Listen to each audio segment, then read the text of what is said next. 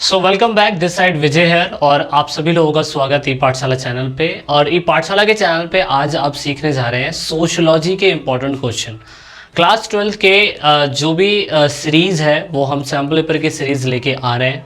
Chapter ये पहला मतलब चैप्टर तो हमारे जो टर्म 2 के अकॉर्डिंग जितने भी आ रहे थे वो हमने ई पाठशाला की सीरीज़ टर्म 2 के लेक्चर्स हमने अलग से लिए थे। और अभी हमने काफ़ी सारे लेक्चर्स ले भी लिए, सारे चैप्टर ख़त्म भी हो चुके हैं। अभी सोशियोलॉजी के इम्पॉर्टेंट क्वेश्चन की बारी है।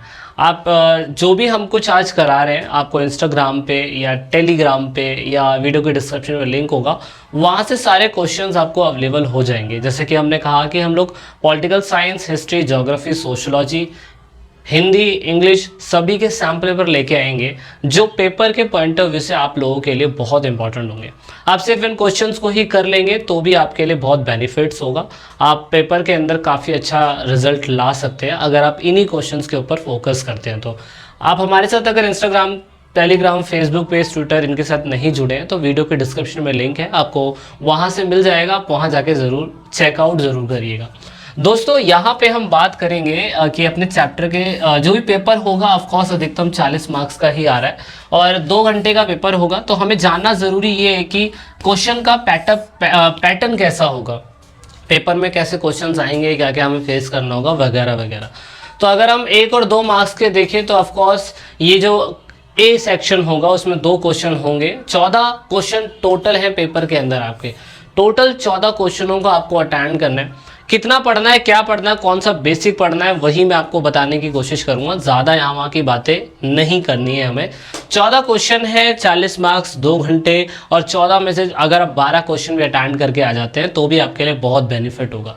सेक्शन ए जो है ऑफकोर्स पहला और दूसरा क्वेश्चन, इसमें कुछ सोर्स दिया जाएगा और उसके बिहाफ पे आपसे क्वेश्चन का आंसर पूछा जाएगा और जिसका आंसर हम 10 से 15 शब्दों से अधिक नहीं होना चाहिए, मतलब इतना ही है। सेक्शन बी में 3 से 9 यानी कि 2 अंकों का, ऑफकोर्स 30 शब्दों से ज़्यादा नहीं, और 10 से 12 4 अंकों का, ऑफकोर्स 80 वर्ड से ज़्यादा नहीं, 13 और 14 6 मार्क्स का, और ऑफकोर्स 200 वर्ड से ज़्यादा नहीं। तो ये तो है हमारे क्वेश्चन का सेटअप की इस तरीके से पेपर आएगा।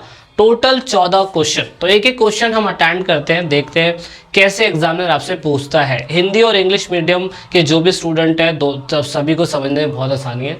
सबसे पहला क्वेश्चन इसमें ये पूछा हुआ है कि आप ये बताइए कि ईस्ट इंडिया कंपनी और उसके बाद जब ब्रिटिश शासन का रूल लागू हुआ था तो उस टाइम पीरियड पे भारत को बदलने के लिए उन लोगों ने एक तो लैंड रिफॉर्म सिस्टम दिया था, भूमि से संबंधित सिस्टम दिया था, और अंग्रेजी शिक्षा की सुविधाएं अंग्रेजों ने हमें दी थी। इससे क्या हो रहा था, इससे मध्यम वर्ग और साथ में मध्यम वर्ग को, मतलब जो मिडिल क्लास लोग थे उनको बहुत नुकसान हो रहा था। और ये source Mukherjee something page number 114 से 1970 का एक आर्टिकल उठाया हुआ है। इस स्रोत के आधार पर आपको आंसर बताना है। आपको ये बताना है कि ब्रिटिश शासन के टाइम पीरियड में जब भी चीज़ें मिल रही थी, लैंड रेवेन्यू सिस्टम या अंग्रेजी जो एजुकेशन है वो, उससे आपको ये बताना है कि किस वर्ग को ज़्यादा फायदा हो रहा था। ये क्वेश्चन आपसे एग्जामिनर ने पूछ लिया है तो नॉर्मल है। ऑफ कोर्स हमें पता है कि आम आदमी, मैंगो पीपल, वो हमें शुरुआती समय से ही दबता आया है, बेचारा कुचलता आया है, और ऑफ कोर्स समाज के ऊपर सबसे ज़्यादा पूंजीपति, जमींदार, उच्च वर्ग, इन लोगों ने ही राज किया है। तो दैट इज़ वाई उच्च वर्ग और जमींदार इस टाइम पीरियड पे इनको ही फायदा हुआ था। देख रहे हो, 1 से 2 वर्ड में ही आपने इसका आंसर लिख दिया और कोई बड़ी बात नहीं है इसके आंसर को लिखने के लिए। आपको कॉन्सेप्ट समझना है। सोशियोलॉजी तो समझने वाली चीज़ है, आप एक बार समझ गए तो आंसर तो कैसे भी बना दोगे। नेक्स्ट क्वेश्चन है, इसमें एक महिला है जो अपने बारे में ये बता रही है, जब मैं 12 साल की थी तो उस टाइम पीरियड पे मैं मेखला चादर पहनती रहती थी। एक कपड़ा होगा, ट्रेडिशन होगा, लेकिन उसने बताया कि मेरी एक बेटी का नाम अजीब सा, आप देख सकते हो, किंग किनी है, और दूसरा है कलोल को एक लड़का है। तो इसमें ही बताने की कोशिश करिए, किनकिनी जो है ऑफकोर्स वो पैंट और बैगी कमीज पहनना पसंद करती है, और कलकलो जो है वो अपने चेहरों पर उलझे हुए बालों को रखना पसंद करता है ना, उसे अच्छा लगता है। लेकिन जब मैं 12 साल की थी तो मैं उस टाइम पीरियड पे ऐसा कुछ नहीं करती थी। मैं आज भी मीरा के गाने सुनती हूँ, लेकिन मेरे जो बच्चे हैं, दोनों बच्चे, वो ऑफकोर्स वेस्टर्न सॉन्ग जो है, पॉप सॉन्ग जो है वो सुनना पसंद करते हैं। तो ऐसी स्थिति में आपको इस सोर्स के हिसाब से बताना है कि उनका जो सांस्कृतिक परिवर्तन हुआ है सांस्कृतिक परिवर्तन याद करिए, मैंने 4 चीजें बताई थी जब हम चैप्टर पढ़ रहे थे। तो इसमें सांस्कृतिक परिवर्तन उनका किस हिसाब से हुआ? नॉर्मल है, मतलब आपको एक स्थिति दे दी है। मैंने क्या कहा था? वैश्वीकरण, ग्लोबलाइजेशन, जिसने आपके दिमाग को, आपकी हर चीज को कैप्चर कर लिया उसने पूरी तरीके से। और यहाँ पे भी सेम ऐसी स्टोरी दे रखी है। तो ऑफकोर्स इसे बोलते हैं इंसान का वेस्टर्नाइज होना, पश्चिमीकरण होना। पश्चिमीकरण जब इंसान का हो जाता है तो उसको नहाना पसंद नहीं होता, वो कहता है यार नॉर्मल सेंट मार लें, काम चल जाएगा। वो कहेगा कि खादी के कपड़े नहीं पहनूंगा पर लिवाइस की जींस पहन लूंगा। तो ये जो कूल दिखने वाला, पसंद होने वाला जो कल्चर है दोस्तों, वो पश्चिमीकरण की देन है। और इसमें परिवर्तन होना यही है कि आज की डेट में आप लोग अपने खुद के मोहम्मद रफ़ी के सॉन्ग सुनना पसंद नहीं करेंगे, अल्ताफ़ राजा के या नुसरत फ़तेह अली खां के आप सुनना पसंद करेंगे, काइली जेनर के, है ना, उसके बाद माइली साइरस के। तो बहुत ऐसे लोग हैं, है ना, तो ये लोग सुनना पसंद करते हैं। अच्छा, दूसरा ये है कि हड़ताल से कामगारों को किन समस्याओं का सामना करना पड़ता है। मतलब जो भी स्ट्राइक होती है वर्कर्स की, उसकी वजह से उन्हें क्या क्या प्रॉब्लम फेस करनी पड़ती है। ऑफकोर्स हमें पता है वेतन नहीं मिल पाती है उन्हें, उनका जीवन यापन में समस्या हो जाती है। ऑफकोर्स पानी पीना, खाना पीना, इनमें दिक्कत हो जाती है। बच्चों की शिक्षा बंद हो जाती है। रोजगार की तलाश में लोग गाँव से प्लान करके शहरों में चले जाते हैं। स्ट्राइक की वजह से प्रॉब्लम यही होती है।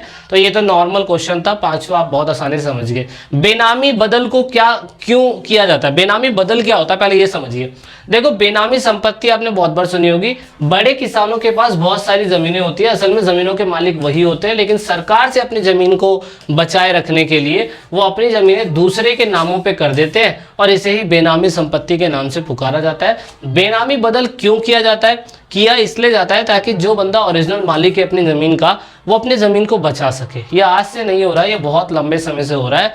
और यहाँ पे भूस्वामी जो होते हैं, भूमाफिया वर्ग के लोग अपनी ज़मीन को बचाते हैं। और ये एक प्रावधान था, इस प्रावधान के तहत ज़मीनों का मैं कहता हूँ चकबंदी होनी थी, सरकार करती रहती है, जिसपे कई एकड़ से कई ज़्यादा किले हैं, बहुत ज़्यादा ज़मीनें, उनकी ज़मीनों को रोकने का तरीका है। तो ये तरीके होते हैं। नेक्स्ट क्वेश्चन है, अंग्रेजी भाषा से हमारे समाज पर क्या प्रभाव पड़ा है? दोस्तों इसमें आंसर आप नेगेटिव पॉजिटिव दोनों लिख सकते हैं। तो नेगेटिव पॉजिटिव दोनों है। अंग्रेजी भाषा से हमने पश्चिमी शिक्षा को अपनाया, गाने, उनकी एजुकेशन, सारी चीजें। सरकारी रोजगार को अपनाया क्योंकि उनके थ्रू ही था सारा कुछ। ब्रिटिश शासन की सभ्यता, उनकी संस्कृति को हमने अपनाया। हम आज भी उनकी भाषा में लिखी हुई साहित्य, उनके द्वारा लिखे गए नोवेल्स, बड़े बड़े जो फिलोसफर हो जो लिख के चले गए, उनके बारे में आज भी पढ़ते हैं। निम्न जाति के लोगों को आज भी अंग्रेजी शिक्षा नहीं मिल रही है और हमें उसमें सुधार करने की जरूरत है। तो नॉर्मल पॉइंट है, आप बहुत आसानी से आंसर लिख सकते हैं। दूसरा 8वां क्वेश्चन है, 8वां है कृषि आधारित 2 त्योहारों के नाम बताइए या रैयतवाड़ी सिस्टम बताइए।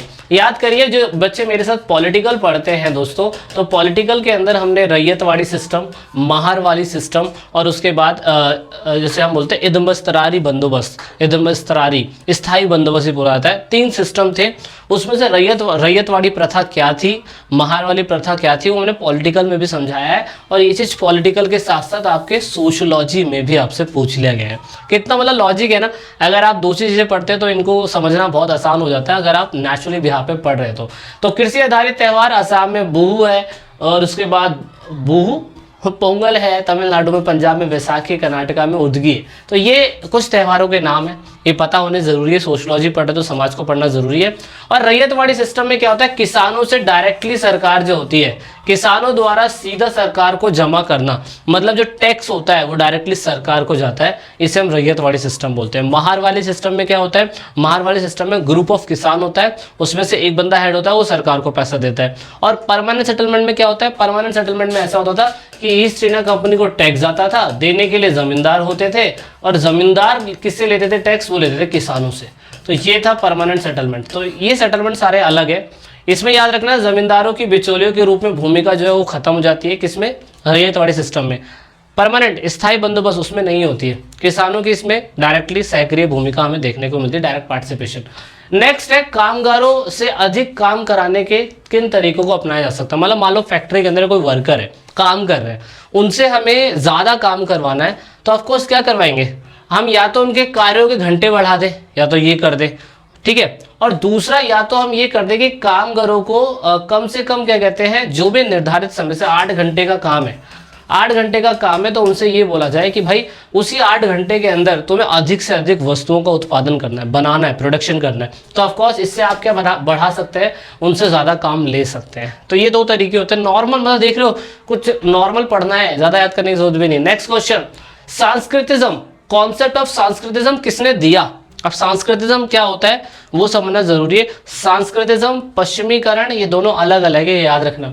दूसरा इसमें बताना है कि इम्पैक्ट सोसाइटी के अंदर, इंडियन सोसाइटी के अंदर सांस्कृतिज्म का क्या प्रभाव पड़ रहा है। तो दोस्तों सांस्कृतिज्म की अवधारणा MS श्रीनिवास जो है उन्होंने दी थी। और इसका भारतीय समाज पे क्या इम्पैक्ट पड़ रहा है? ऑफकोर्स निम्न जाति के लोग अपनी व्यवस्था को सुधार रहे हैं। निम्न जाति के लोग बहुत सारी भाषा, साहित्य, विचारधारा, संगीत, नृत्य, ये सारी चीजें कर रहे हैं। निम्न जाति के लोग अपने जीवन परिवर्तन में प्रयास कर रहे हैं कि उनका लाइफ चेंज हो जाए। और इससे ये हो रहा है कि क्या कहते हैं, संबंधित समूह जो भी इस पर डिपेंड है वो राजनीतिक आर्थिक स्थिति में सुधरने की कोशिश कर रहा है। तो ये समाज में, इंडियन सोसाइटी के अंदर एक पॉजिटिव बदलाव देखने को मिल रहा है। क्वेश्चन नंबर 11 है, इसमें ये बोला हुआ है कि भारत में आज भी 90% से अधिक जो लोग हैं, ऑफकोर्स वो कृषि, उद्योग और नौकरी ये सारी चीजें कर रहे हैं, लेकिन फिर भी ये सारे असंगठित क्षेत्र में आते हैं। और उसके बाद क्या कहते हैं, संगठित क्षेत्र बहुत छोटा है। संगठित क्षेत्र छोटा होने का सामाजिक कारण क्या है? मतलब जैसे मान लो इंडिया के अंदर जो परमानेंट जॉब है ऑफकोर्स वो बहुत कम है, संगठित क्षेत्र हो गया, उसको हटा नहीं सकता कोई। लेकिन असंगठित क्षेत्र जो है, जिन रेडी पट्टे वाले, नॉर्मल दुकानदार वाले, कहीं जाके काम करने वाले लोग, ये सारे असंगठित है। 90% लोगों के पास ये दिक्कतें हैं। लेकिन समाज में ऐसा क्यों हो रहा है? समाज में होने का कारण क्या है? संगठित क्षेत्र जो है इतना कम क्यों है? मेन है जाति भेदभाव है बहुत ज़्यादा। लोअर क्लास के लोगों को वहाँ तक पहुँचने नहीं दिया जाता है। अशिक्षा, संगठित क्षेत्र के अंदर अगर पहुंचना है तो आपको क्या कहते हैं, शिक्षित होना जरूरी है। समृद्ध रहे, संगठित रहे, शिक्षित रहे। दोस्तों डॉक्टर BR अम्बेडकर ने हमें बहुत साल पहले ही बता दिया था, गरीबी एक कारण है। संगठित क्षेत्र इतना छोटा इसी वजह से ही, क्योंकि इसमें अमीर लोग ही जा पाते हैं, बड़ी बड़ी पोस्टों पे, बड़ी बड़ी जगहों पे, है ना। संगठित क्षेत्रों में रोजगार पाने के लिए उचित परीक्षण यानी कि हाई लेवल ऑफ क्या कहते हैं, सोच की जरूरत है। अभी आपको कहूँ कि मैं इलॉन मस्क जैसा आप रॉकेट बना के दिखा दीजिए तो आपके बस की है क्या? बिल्कुल भी बस की नहीं। तो इसलिए संगठित क्षेत्र बहुत छोटा है और उसमें जाने तक या रोकने तक लोगों के लिए सारी बाधाएं होती है। क्वेश्चन नंबर 12 है, नया कृषि आंदोलन। ये मैंने जब पिछला चैप्टर खत्म करवाया था सोशल मूवमेंट, तो मैंने उसमें भी इसको बताने की कोशिश आपको करवाई थी। सोशल मूवमेंट में ये पूछा हुआ है कि नया किसान आंदोलन कब और कहां से शुरू हुआ, और उसमें बताना है कि नए किसान आंदोलन के लक्षण भी लिखिए। दोस्तों नया किसान आंदोलन अगर हमें पता हो तो हमें तमिलनाडु के अंदर और पंजाब में 1970 में हमें देखने को मिला था। याद करिए, आंदोलन के तरीके अलग अलग होते हैं। चिपको मूवमेंट में लोग पेड़ों से चिपक गए, इकोलॉजिकल मूवमेंट के अंदर लोगों ने विरोध करा, ताड़ी विरोधी आंदोलन के अंदर विरोध करा लोगों ने, महिलाओं के सपोर्ट के लिए, मजदूर के वर्ग के लिए। उसके बाद एक मूवमेंट वो भी था जब इंसान क्या कहते हैं, सिंबल्स बनाता था, जैसे गांधी जी के टाइम पीरियड पे भी था, मूवमेंट होता था। वो मूवमेंट का तरीका अलग था, ये मूवमेंट का किसान का तरीका अलग था। तो इसके लक्षण क्या है दोस्तों? इसके लक्षण क्या है? क्षेत्रीय आधार पर लोग संगठित हो जाते हैं, यानी कि मान लीजिए किसान की दिक्कत हो रही है तो सारे किसान इकट्ठा हो जाएंगे। दल रहित होगा, इसमें दल क्या कहते हैं होना चाहिए। कृषक के स्थान पर किसान होना बहुत ज़्यादा ज़रूरी होता है इसमें। और मांग का मूल्य केंद्र जो है उन्हीं मुद्दों से जुड़ा होता है। जैसे एग्जाम्पल के लिए मैं आपको बता सकता हूँ किसान बिल के बारे में। ठीक है, किसान बिल जो है एक नए आंदोलन का एक छोटा चेहरा, बड़ा चेहरा सॉरी मैं बोल सकता हूँ। और इसमें आप लक्षण में आप ये देख सकते हैं, सारे किसान आ गए, सभी की एक ही डिमांड है, सभी धरना दे रहे हैं, सभी इकट्ठा हो गए। तो ऐसा कुछ आंदोलन नए आंदोलन में आता है। क्वेश्चन नंबर 13 जो है दोस्तों, उसमें दो थे। हरित क्रांति क्या है, और दूसरा ये था कि ग्रामीण क्षेत्र में जाति वर्ग संबंधित जो सिस्टम है वो बहुत ही ज़्यादा कॉम्प्लेक्स है। ग्रामीण समाज के अंदर सोसाइटी को लेकर 19-20 हमें देखने को मिलता है। वीडियो के डिस्क्रिप्शन में मैंने लिंक दे रखा है, उसमें मैंने ये सैम्पल पेपर जो भी मैं करा रहा हूँ उसका डाउनलोड और आंसर की दोनों एक साथ है, आपको मिल जाएगी। तो हरित क्रांति, ग्रीन रेवोल्यूशन के बारे में तो आपको पता ही होगा, उसके पॉजिटिव और नेगेटिव इम्पैक्ट बहुत सारे थे, मैं इसमें सारे कवर नहीं कर रहा। और जो पॉलिटिकल पढ़ता है उसके बारे में उसे बहुत अच्छी तरीके से पहले भी पता होगा, तो इसीलिए ये अटैम्प्ट नहीं करा रहा मैं, आप आंसर चेकआउट कर लेना। पॉजिटिव पॉइंट ऑफ व्यू तो यही होगा कि लोगों को अच्छा खासा फर्टिलाइजर मिल गया, सिंचाई की व्यवस्था हो गई। नेगेटिव इम्पैक्ट में बोल सकते हैं कि छोटे किसानों को लॉस हुआ, बड़े किसानों को फायदा हुआ। हरित क्रांति होती क्या है? मेन है कि ग्रीन रेवोल्यूशन में प्रोडक्शन को ज़्यादा बढ़ाना। 1960s के टाइम पीरियड में हमारे शास्त्री जी, लाल बहादुर शास्त्री जी के टाइम पीरियड पे शुरू हुआ था। तो नॉर्मल ये लिख सकते हो। सेकंड का आंसर मैंने इसमें दिया नहीं है, क्योंकि मैंने कहा आपको वीडियो के डिस्क्रिप्शन में आप लिंक है, आप वहाँ से ले सकते हैं। उसके बाद आता है सामाजिक आंदोलन से आप क्या समझते हैं, उसका अर्थ क्या है और सामाजिक आंदोलन के लक्षण क्या है। तो ऑफकोर्स सामाजिक आंदोलन का मतलब होता है समाज के स्तर पर होने वाले आंदोलन, वो सामाजिक आंदोलन है। सामाजिक आंदोलन में सामाजिक समूह इसमें पार्टिसिपेट करता है और इसी में सभी विशेष जो समूह होते हैं, स्पेशल ग्रुप्स होते हैं, उनका पार्टिसिपेशन देखने को मिलता है। इनके लक्षण क्या है दोस्तों, ये लक्षण है, इनके लक्षण बहुत अच्छे नहीं है। लक्षण इन द सेंस इनके जो भी क्या कहते हैं लक्षण को क्या स्पेशल लिखा हुआ, कैरेक्टरिस्टिक जो भी है ये है लक्षण। लक्षण में लंबे समय तक ये समूह बना रहता है गतिविधियों में, राज्य के विरुद्ध इनके काम चलते रहते हैं। इनका मेन है कि संगठन बना लेना, पार्टी का कोई एक लीडर बना देना, आंदोलनकारी और आपस में सरकार के बीच में डिबेट होती रहती है, विचारधारा दोनों सभी की समान रहती है और मेन है कि जनहित मामले में ये परिवर्तन चाहते हैं। तो ये नॉर्मल है जो आप लिख पाओगे, ठीक है। सो गाइज इस क्लास के अंदर सोशियोलॉजी का एक सैंपल पेपर हमने कर लिया है। अगला सैंपल पेपर भी हम जल्दी सॉल्व करेंगे, डिस्कशन करेंगे कैसे होता है कैसे नहीं होता है। आई होप आपको कॉन्सेप्ट को समझ में आया होगा। वीडियो के अगले पार्ट में जल्दी मिलेंगे। जब तक के लिए जय हिंद, जय Bharat, Vande Mataram. This is it in this video.